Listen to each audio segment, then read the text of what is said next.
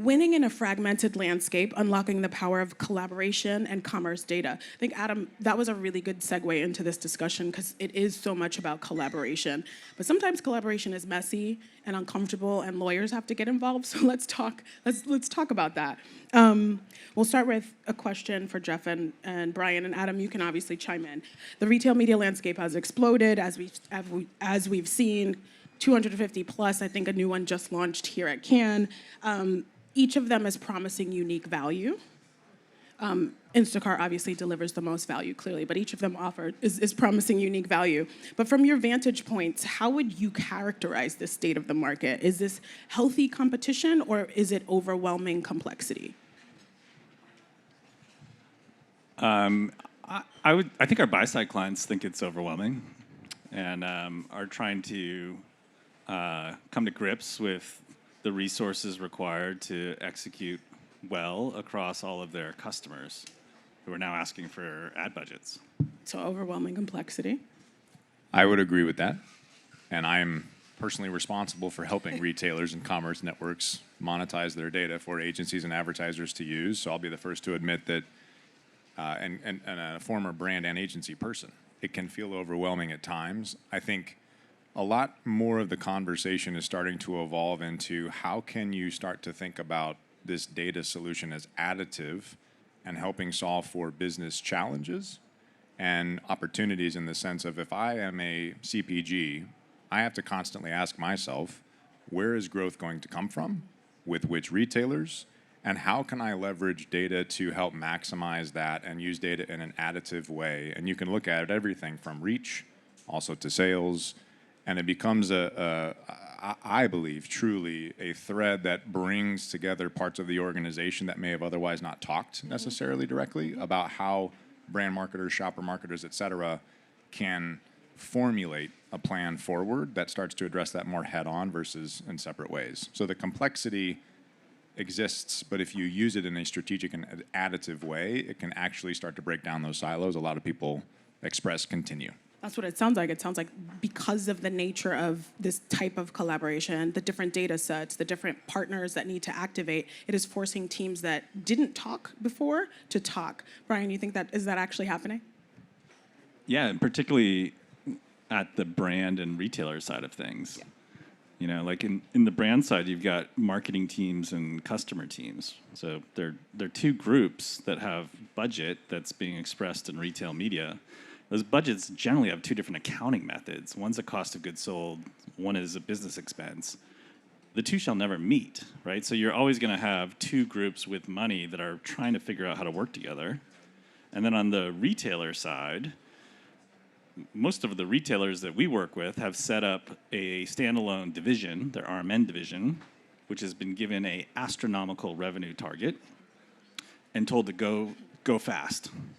And then you have the merchandising group, which is who marketing supports inside the retail organization. So anyway, so you've got two groups that need to connect with each other just inside one retailer and one brand. Adam, do you have an astronomical goal?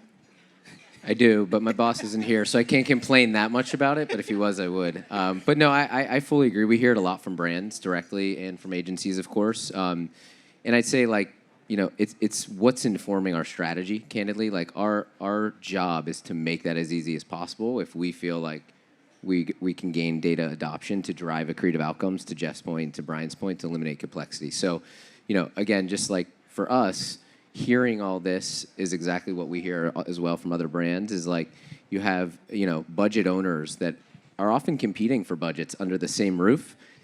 But at the end of the day, I think they're starting to realize, like, wait a minute, if we keep doing this, we're going to be hurting each other, right? And so as it goes, again, as a partner in the space, we really think, like, focusing on what is simplest to buy, both in how they buy, but in how to measure outcomes collectively, both across both shopper, trade, and brand, and all the way through full funnel, is what the promise that we feel we can deliver upon. But that's where the complexity resides.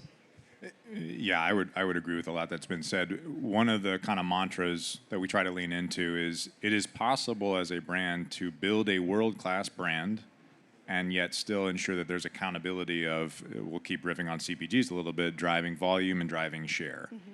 And so if you can live in that world of forcing those conversations of, again, data as a through line and using these retailers' data assets to ensure that you can drive scale for ensuring that you've continued the brand awareness and you are launching innovation and you are, getting the word out in general, but still tying that to business outcomes. Retail data allows you to do that.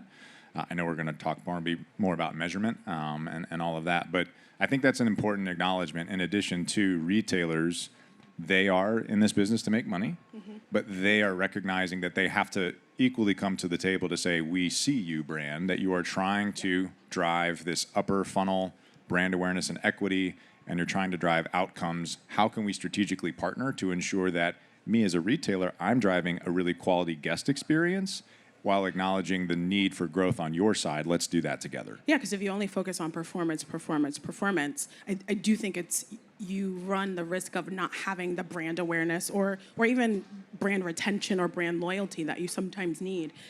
Brian, you wear a unique hat in that you advise brand clients on their retail media strategies, but you also advise RMNs as clients as well. So in the differentiation piece, what actually is driving that? Like, how is it the data? Is it the reach? Is it the technology? How do you help those clients, stand out amidst the sea of 250 plus others? I think what differentiates RMNs from a buyer's perspective is this amount of sales that retailer has for that product. So that's filter number one. Filter number two is just the sophistication of their RMN offering. Like, do they have the fundamentals? And then the third one, in terms of how much we spend with any one RMN, is generally dictated by the joint business plan that is negotiated between the sales team at the CPG and the merchant, with the expectation of a certain amount of spend that goes to the RMN with it. So when were you going to jump in, Just Adam? one quick bill, because I love that sort of framework, and I think the only thing I would push on a little on when you think about the scale of the sales is really trying to identify, at least from our perspective, what we hear is how to identify of the scale, what of that wouldn't have happened if that retailer wasn't there, couldn't provide that, or the retail marketplace didn't. So, obviously from our vantage point, we have to provide that, right? And it's not an easy thing to do. You got to work with partners to demonstrate that incrementality. Well, let's jump to measurement. I have a bunch of other questions, but we're here talking about measurement now. One of the biggest challenges that I think brands face in this space is proving that ROI across a bunch of different retail media networks, and they all probably have different attribution models. So how are you each kind of approaching the measurement puzzle? I can go first here. So be the first to acknowledge, and I think we would all agree, that there is a general lack of standardization in this space, and I know that everyone is begging for it, us as well. And for our position within the marketplace, we want to make sure that we are helping lean into more standardization, and so much to the point of, as the relationship and the partnership that we've spun up with Instacart, we see an opportunity to meet the market demand, but meet it halfway, where we're not sacrificing the quality of what an Instacart provides from a data asset standpoint, but allowing more accessibility and simplicity to be able to use this data and have, starting with more real-time and near-time measurement to optimize against. We're still in a world where some partners have off-platform measurement versus in-platform, and so we're trying to provide that centralized solution with the privileged position we're in of a lot of the partners we work with to have more of that standard in-platform ROAS. But let's not also forget about the fact that ROAS for a lot of folks is not enough. Some brand marketers that I speak to say ROAS doesn't mean a whole lot to me. How do I think about net new buyers? How do I think about incrementality? I know you and Adam were just speaking to, but also how can I better correlate my investments to MMM ROIs and also business outcomes? Let's not forget the fact that, again, from a CPG game, this is a share shift game. And so I have to ensure that the investments that I'm making, if I can isolate pricing and promotion and distribution, but I can think about the impact of advertising, retail data stands to be a consideration, especially in the spirit of how can I grow, to be able to correlate these investments as additive to ROAS incrementality, and really what is my share gain, what is my volume lift associated with those investments if you can get there. That takes time, and that's kind of the mentality of a measurement framework we're trying to enlist and enroll with our partners and how to tackle it. Well, but even in that description you just shared, I would imagine that's super difficult because you just talked about ROAS, you talked about share of voice, you talked about brand, you talked about incrementality. How many brands even have the same definition for all of those things? internally versus externally, and what happens when you add multiple brands in there. So how do we, I mean, this is a question for all of you, how do we even get to, is there a first place that we can agree on that needs to be standard? Is it just the definitions first? Is it, what do you think? I mean, I think all the noise around performance metrics is a lot of us trying to justify our jobs, right? So, the old challenge we used to have in advertising was the cranky client who would say, "I never see my ad," and in retail, the problem we've got is the client who says, "I don't feel it. Like I don't see it in my sales. Like I'm just not seeing. I'm up, whatever." 10% year on year with spend with retailer X's RMN and my sales aren't. What's up? And so in response to that, we shove a bunch of numbers in their face. And we're like, here's ROAS, here's iROAS, here's share growth, here's blah, blah, blah. And it's not to say those proxy metrics aren't valuable, because we need to sweat the money that we're entrusted with. And often they don't feel it because they're not spending enough to move the needle. So, we try to, so you wind up in this world of measurement frameworks, like you said, Jeff, of like trying to say, like in the grand scheme of things, the totality of where does share growth and real growth come from, and then within that, what are dials we can twist to be responsible stewards of the money? I don't know that it's ever going to get standardized, because when you ask our clients, like, what metrics do you want? We'll give them to you. Like the retailers will be happy, we'll give you the numbers you want. The brands can't answer it. Because it is they're trying to find proxy indicators of progress towards this ultimate goal, which is just share growth. Yeah, and I think just to build on that, I mean, what's really difficult to Brian's point is if you go back to what we were talking about earlier, how functionally at the end clients of brands, and you've alluded to it, where you have different budget stakeholders. And this is going to take a while to shift. I mean, we're hearing about it shifting, but you have commerce over here, you have brand over here, you may have shopper and trade with commerce or separate, and ultimately, as those stay separate for a long period of time, building measurement frameworks that are broadly adoptable is next to impossible. And so the way that we view it, imperfect maybe, but it's something that we think is really important, again, back to accountability, is let's at least provide signal that is consistent in a way that delivers across platforms like Trade Desk, Pinterest, and others, that is consistent, and then also be able to tie that back to the activation side. And what I mean by that is when we work with these guys or other partners like Trade Desk and others, we want our brands to be able to activate against objectives that are rooted in core intent data. So if they want to go after loyal buyers of a category because they know they're more likely to purchase beverages if they've purchased beverages, great. Let's do that with high fidelity data. If they want to go after lapsed buyers of the same beverage category, because they haven't purchased it for 28 days or whatever, great. Let's go do that. So I think it's got to pull through not just to the end game where there's a consistent signal in a way that a brand has access to use that how they want self-serve, but then pull it through to the activation side. In a dream state, and I know Jeff will agree with me because we've talked about this, you're doing that in a way where the measurement is then leading to further out conversations that lead to planning, right? And I know that's what we believe, I think, collectively will ultimately help us get further out to like core measurement too, because as long as the retail media data selection and measurement sits at the last decision of activation, it makes it a little bit hard to say, is this working broadly to drive brand growth over a period of time? And so I think that's the other thing that we're expecting to see over time, and we're excited for that.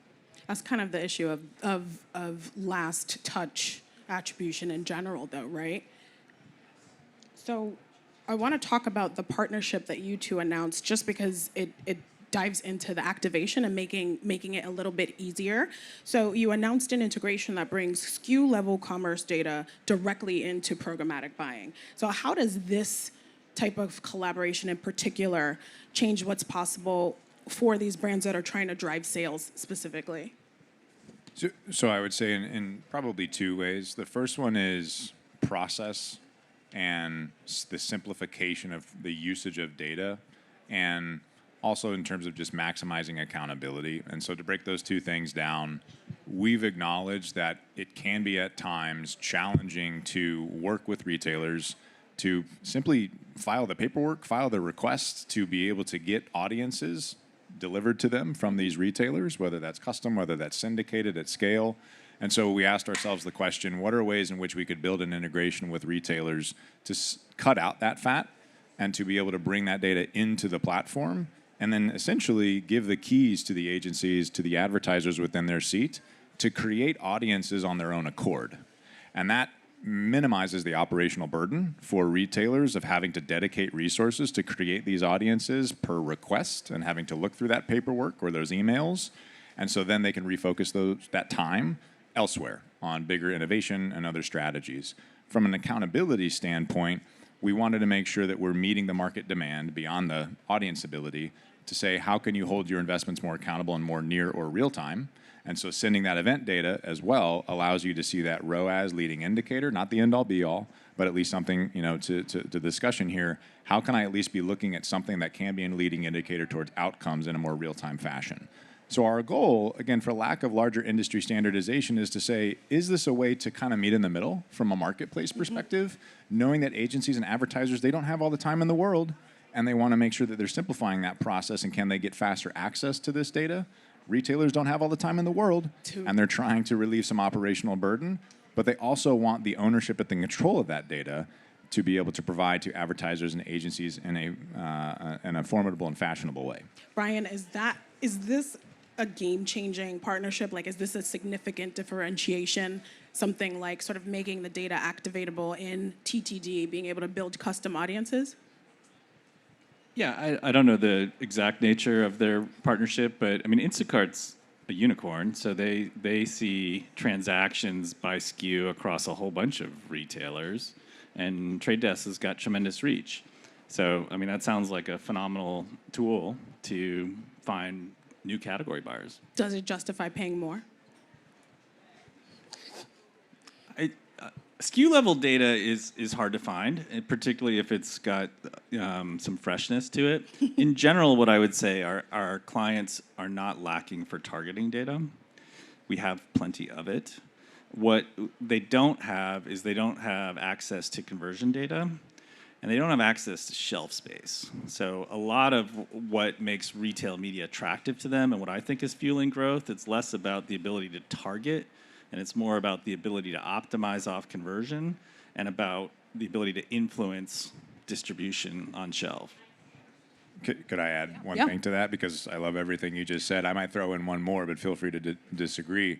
I think part of the conversation that we continue to have with brands and agency folks like yourself are reach for reach's sake, or exponential reach and legacy ways to achieve reach.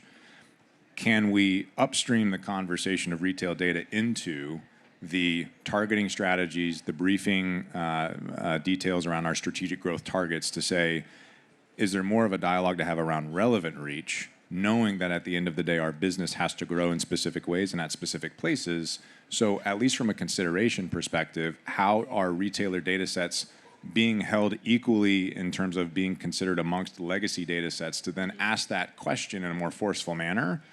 Should I be honing in on a more deterministic, potentially signal at specific retailers where I know my growth has to come from, and do my legacy ways help deliver on that, or can it be additive or complementary? And one thing I would just say too on both of these is what's really very important when it comes to retail data, especially because to your point, there's no shortage of data. I mean, I've been on the data side in adtech for the last decade, and we've all been kind of share-shifting data in many ways.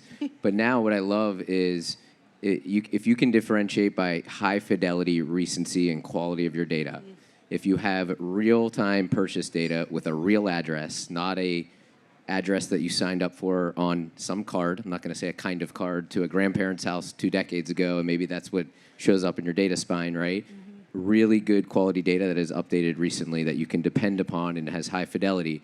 I think that also drives the quality. But then it's still incumbent upon you as a data provider to demonstrate differentiation by showing, do you have an incremental audience? Do you have a unique buyer for certain categories? And so I still think the accountability really falls on folks like us, which is why we get excited when these two sides in particular ask for accountability, because that's exactly what we want the industry to move towards, and we're here for it. What I keep hearing, though, with all of you is that there does seem to be a desire on all sides of the table for better operational procedures, like so that we're thinking about the other side's needs as you go into this. So maybe the last question for each of you is, if we're here next year, hopefully we won't have the same exact conversation, but if we're here next year, what are we talking about from a retail media perspective?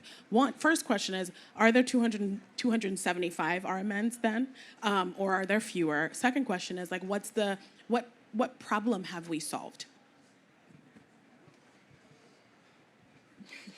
I don't know if we will have more or less retail media networks. I think that, again, everyone is recognizing the value that they should and want to bring to the market. It's going to, frankly, let the marketplace play out to see who those quality providers are. In terms of being here in a year, I would hope that we are getting tighter as a collective community around how we think about and define accountability back to the types of metrics and signals that matter the most. And I would hope that we can get to a more sophisticated place of leveraging more real-time signals to inform the best leading indicators that are the best or best tied to business outcomes, again, knowing that share and volume are ultimately what has to be achieved. Accountability and real-time signals. Yes. Thank you for summarizing. Yeah, and just to quickly build on that, I think I am a big believer in the fact that we'll go from proliferation to consolidation. I don't know if it's a year or 2 years or what, but I do think over time we're going to see significant consolidation for various reasons we've already discussed. But brands can't and agencies can't work with 250 plus retail media networks, nor can 250 plus retail media networks actually demonstrate incrementality and uniqueness. And that leads me to my second thing, which is I think you'll start to see, the word omnichannel has been used in the 20 years that I've either been in CPG and media and ad tech, and it's never been real. No. And I actually think what you're seeing now through partnerships that we have with the likes of like a Roku with shoppable ads, where people actually click and buy from the big screen, which I never would have expected a decade ago or half a decade ago. I think what you're going to see is that commerce is going to be brought to media in a way that shrinks the funnel. And while I don't think it's going to be solved a year from now or even a couple years, I do think those steps are starting to shrink, or the time in each of those steps or the time does cost money.